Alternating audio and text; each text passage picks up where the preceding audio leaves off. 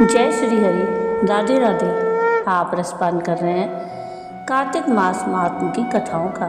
अब तक आप कार्तिक महात्म के 24वें अध्याय तक की कथा का रसपान कर चुके हैं। आज के इस वीडियो में हम कार्तिक महात्म के 25वें अध्याय की कथा का रसपान करेंगे।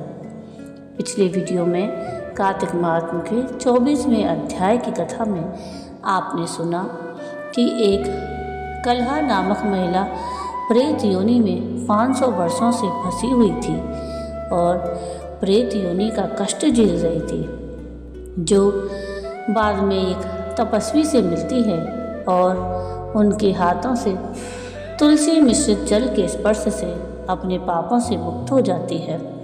वह उन तपस्वी धर्मदत्त से पूछती है कि वह भविष्य में होने वाली 3 योनियों और वर्तमान प्रेत शरीर से कैसे मुक्त होगी। कलहा की बात सुनकर तपस्वी धर्मदत्त बड़े दुखी हो जाते हैं और कलहा से बोलते हैं कि अब ये कथा हम सुनेंगे कार्तिक महात्म के अगले अध्याय यानी कि कार्तिक महात्म के 25वें अध्याय में।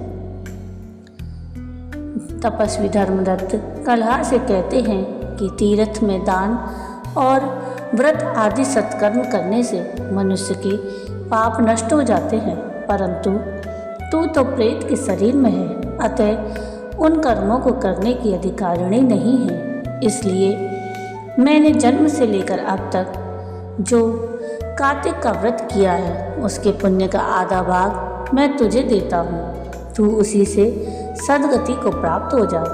इस प्रकार कहकर धर्मदत्त ने 12 मंत्र का श्रवण कराते हुए तुलसी मिश्रित जल से ज्यों ही उसका अभिषेक किया, त्यों ही वह प्रेत योनि से मुक्त हो प्रज्वलित अग्नि शिखा के समान तेजस्विनी एवं दिव्य रूप धारिणी देवी हो गई और सौंदर्य में लक्ष्मी जी की समानता करने लगी।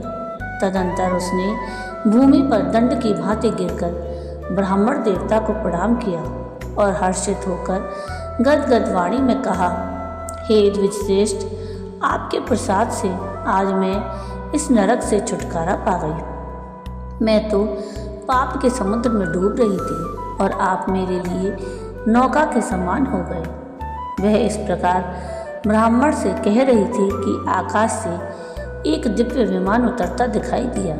वह अत्यंत प्रकाशमान एवं विष्णु रूपधारी पार्षदों से युक्त था।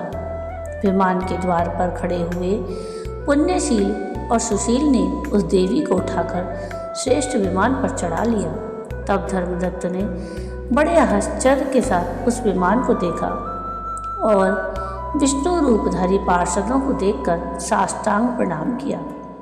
पुण्यशील और सुशील ने प्रणाम करने वाले ब्राह्मण को उठाया और उनकी सराहना करते हुए कहा, हे द्विजश्रेष्ठ, तुम्हें साधुवाद है, क्योंकि तुम सदैव भगवान विष्णु के भजन में तत्पर रहते हो, दीनों पर दया करते हो, सर्वज्ञ हो और भगवान विष्णु के व्रत का पालन करते हो। तुमने बचपन से लेकर अब तक जो कार्तिक व्रत का अनुष्ठान किया है उसके आधे भाग का दान देने से तुम्हें दुगना पुण्य प्राप्त हुआ है और सैकड़ों जन्मों के पाप नष्ट हो गए हैं। अब यह वैकुंठ धाम में ले जाई जा रही है। तुम भी इस जन्म के अंत में अपनी दोनों स्त्रियों के साथ भगवान विष्णु के वैकुंठ धाम में जाओगे और मुक्ति प्राप्त करोगे। धर्मदत्त, जिन्होंने तुम्हारे समान भक्तिपूर्वक भगवान विष्णु की आराधना की है वे धन्य और कृतकृत्य है। इस संसार में उन्हीं का जन्म सफल है। भली भांति आराधना करने पर भगवान विष्णु देहधारी प्राणियों को क्या नहीं देते हैं। उन्होंने ही उत्तानपाद के पुत्र को पूर्व काल में ध्रुवपद पद पर स्थापित किया था। उनके नामों का स्मरण करने मात्र से समस्त जीव सद्गति को प्राप्त होते हैं। पूर्व काल में ग्रहग्रस्त गजराज उन्हीं के नामों का स्मरण करने से मुक्त हुआ था। तुमने जन्म से लेकर जो भगवान विष्णु को संतुष्ट करने वाली कार्तिक व्रत का अनुष्ठान किया है उससे बढ़कर ना यज्ञ है, ना दान है और ना ही तीर्थ है।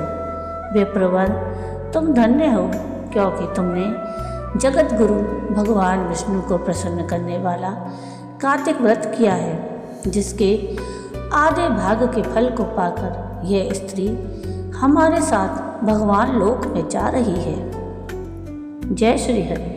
तो ये थी कथा कार्तिक मास महात्म्य के 25वें अध्याय की।